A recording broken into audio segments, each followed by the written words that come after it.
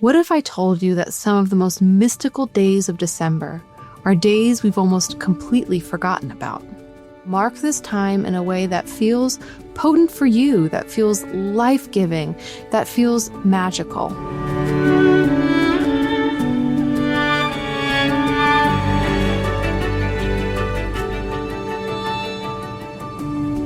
Hello and welcome back to Remember Why You're Here, a podcast for seekers and sensitives where you can relax, receive, reconnect to yourself, and remember the most important thing of all, why you're here.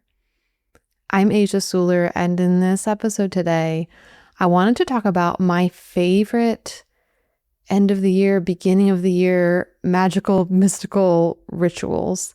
So this is something that I've now been doing for years, and I actually love this so much more than the readings I used to do for myself at the beginning of the year. I used to do like a full tarot spread reading for the year, and I'll still do that sometimes, but this practice, I have just found it to be so much more accurate on a month-to-month kind of basis.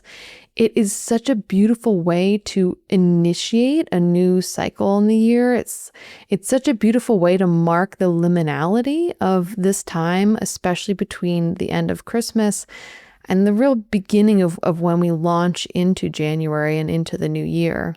So this practice is called the Celtic Omen Days. It's a mostly forgotten winter divinatory tradition, although I know some people are still aware of this and still practicing this. When I first found out about this tradition and started incorporating it into my December, into January every year, I just really ended up finding that I had the kind of guidance that I was craving for the rest of my year.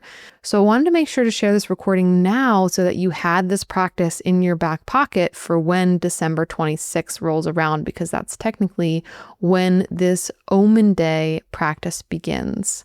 So this winter divinatory tradition is here for you if you are someone who likes to pick cards at the beginning of the year, if you want a glimpse of what is ahead. And if you know that you want to create a deeply mystical winter season, if you know that this winter you want to dive into your own intuition, to expand your intuitive practices, to make a deep connection to your innermost self and your own wider knowing in a way that will guide you in the year to come, then I would love to see you in my cozy online retreat, Winter Intuition School. I have been teaching Winter Intuition School now for 10 years in so many different iterations, in small groups, in retreat centers, online, and for the second time now in 2 years, I've decided to make what was exclusively an online live experience now available for you to drop in at any time. And I also decided to make it 80% off, which is pretty wild. But we did this last year and I loved being able to make it accessible for folks. And it was really amazing to see how much people got out of this experience, how it changed their winter times, how it changed their lives. I was reviewing the feedback that we received from the folks who signed up last year, and this one testimonial just blew me away. The student wrote, "Honestly, the amount of information and guidance given is with you for a lifetime. This class is beyond reasonable in price. Anyone who's struggling with self-growth, whether it be past traumas, present challenges, or future decisions, Asia and all of her wisdom guides you with loving acceptance into your own power of self-healing. We all have access to this inner knowing, and this course helps you tune into your inner voice. My dreams have taken off. It's like a floodgate has opened. I've recalled dreams as an 8-year-old child that I've carried with me to now, and I am 63 years old. I've been able to interpret this dream, and it no longer has power over me. This course has empowered me, and I'm no longer afraid of learning my gifts. The world has become magical." So Winter Intuition School is a 5-week online retreat where we cover intuitive development, shamanic journeying, dream work, channeling, and how to communicate with nature spirits. The whole retreat was designed to help connect you to your own inner knowing. It includes 5 3-hour live class recordings, in-depth PDFs, weekly intuitive readings and spa nights, musical playlists, meditations, bonus classes, and so much more. At the heart of this program is really the understanding that within you are all the answers, and all of the tools that we go into inside of this retreat are here to help you make this primary direct connection to your own inner knowing. As one of the students in the course last year said, I got an answer to the question I posed at the beginning of the course. I had been trying to answer it for years, and by the end of that 5 weeks, I had it. So if you're interested in that, this online retreat is on sale for 80% off until the new year. And you can head over to my website, asiasuler.com, to check it out. Okay, let's go ahead and get into the forgotten Celtic Omen Days, because I promise you, if you are a mystical, magical, oracle card picking person, you are going to love this practice, and I'm excited to hear about what it opens for you, what you see as you embark upon this practice this year. These days in December are known for their magic and their mysticism. In many different cultures throughout the world, this time surrounding the winter solstice was one of the most holy times of the year. So whether you celebrate solstice, Hanukkah, or Christmas, this time of the year is known for its celebrations. What if I told you that some of the most mystical days of December are days we've almost completely forgotten about? If you're someone that likes to give yourself a tarot card reading at the beginning of every year, or you're looking for a divinatory look at the year ahead, this is for you.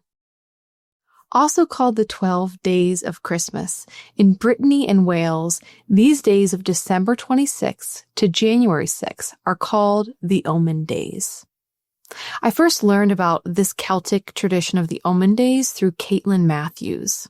The Omen Days are what are called intercalary days, which are days that are reckoned with at the end of the year to catch the Roman calendar up with the solar calendar. So as such, these days between December 26th and January 6th are considered to be time out of time, almost like you've slipped the bounds of the normal calendar and you're in an in-between space.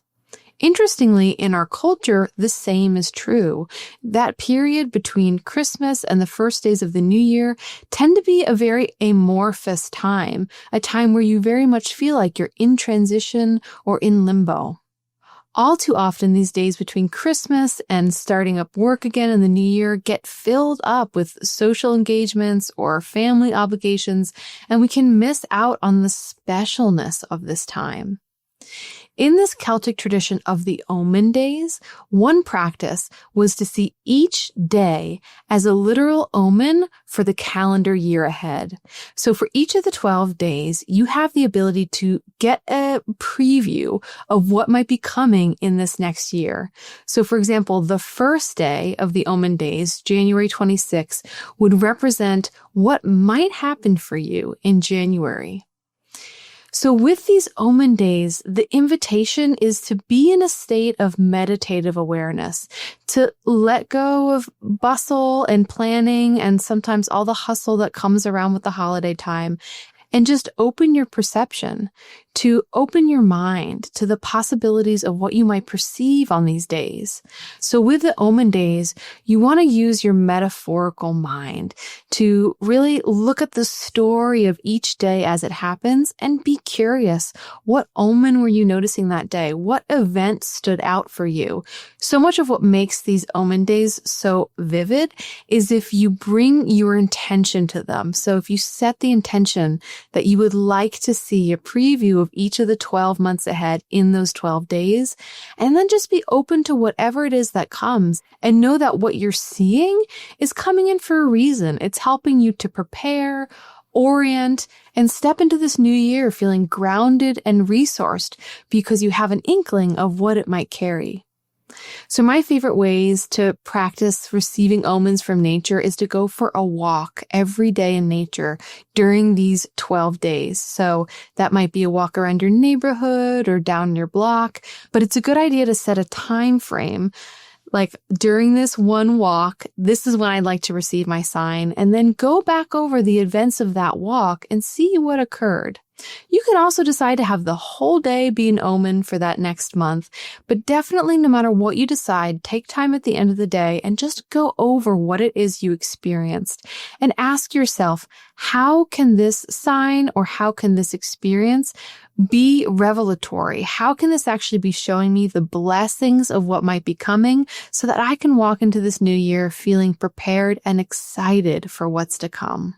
So if you really want to reinfuse the magic back into your celebrations this December, check out my class, Holiday Magic and Medicine Making. In the class, we talk about ancient rituals and practices for bringing the earth into your celebrations at this time.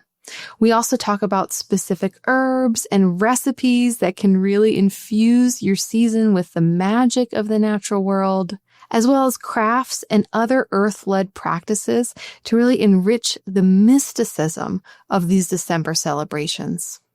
And however you decide to celebrate this season, know that there is all the potential in the world for you to mark this time in a way that feels potent for you, that feels life-giving, that feels magical. So now I would love to hear from you. How do you plan to mark or celebrate these intercalary days, the days from December 6th to January 6th? What kind of rest, rejuvenation, or magic do you want to practice during these days? And if you end up trying out the 12 Omen Days, I'm so curious. What did you see for January? So thank you so much for watching, and until the new year, may all of your celebrations this December be blessed. So I will definitely be doing this practice again this year because it has become my favorite thing to do each year. It really feels like it infuses those 12 days with so much extra magic. And I don't know if you feel this at all, but sometimes, especially after Christmas is over, I experience this slump in energy where I feel like a little disillusioned or just a little low energy. And then it builds up again towards the new year, and then the same thing happens right after New Year's Eve. Well, with this practice, it's like that slump has just disappeared because every day has this really beautiful, focused, intentional aspect to it, and it just really helps me stay connected to the magic. I'm really feeling like this is going to be particularly essential for me this year, as that time will be my last couple weeks of my sabbatical. So if you're just tuning in now, I have been on a writing sabbatical for the last 5 months, writing my next book. It has been so incredible, so deep. I have a lot to say about the practice of taking a sabbatical, how important it is, everything I've learned during this process. And I'm just really looking forward to having these Omen Days to integrate before I am back in the new year with new sharings, new openings, and new offerings.